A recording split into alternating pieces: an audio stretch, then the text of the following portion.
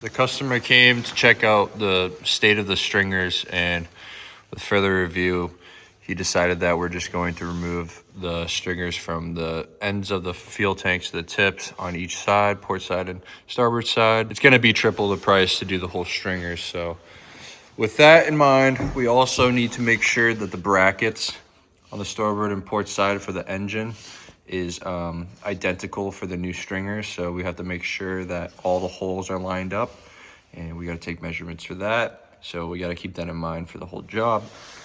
So what we're gonna do now is just take off the stringers from each tips of the fuel tanks on each side and then go from there.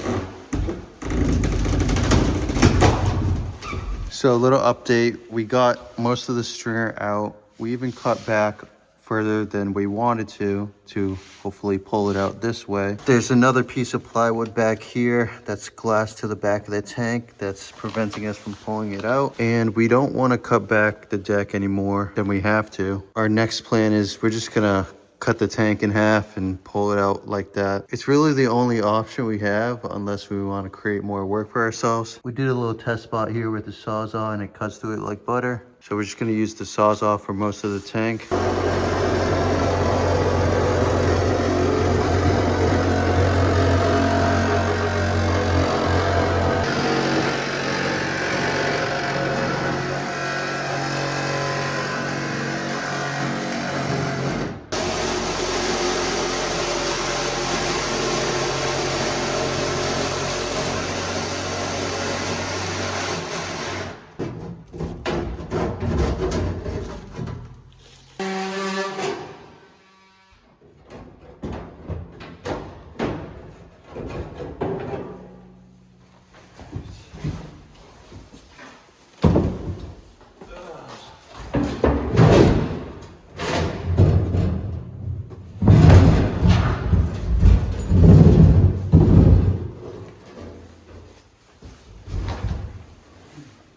So we found one of the spots that, it could have been leaking from.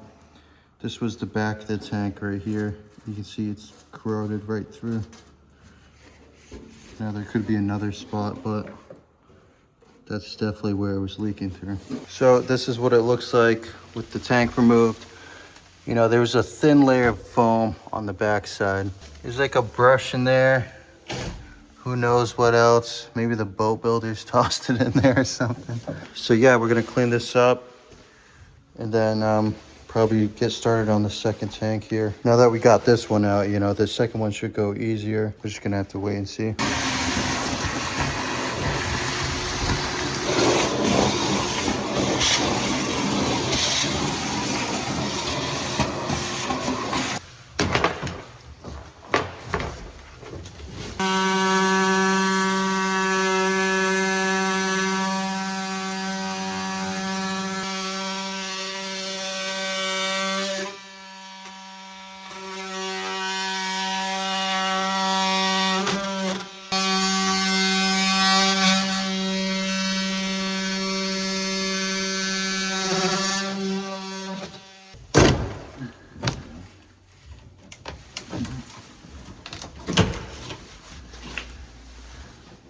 All right, so we want to make sure when we take out this stringer, we keep it intact as opposed to this one because this one was clearly rotted. But in regards to the engine brackets right there, where the mount holes are, we need to make sure that we save those for when we put the new stringer in, we mirror the holes. So when he goes to install the motor, it's all intact and it matches up.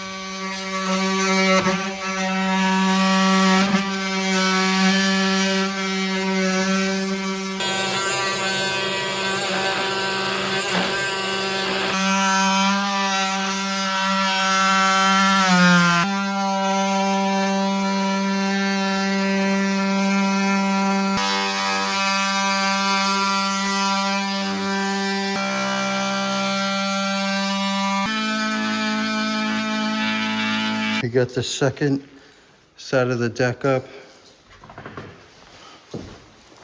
Definitely went a little smoother than obviously the first time, but it was still a pain to get up. For some reason, you know, someone's putting stuff back here. Look, there's like a turkey baster or something. Not sure if someone thought this was like a hatch and just tossed stuff in there, but it's kind of weird. Check this out. We found some flares from '84. So these must have been lost in here ever since. But it looks brand new. Look at this. Probably don't work though.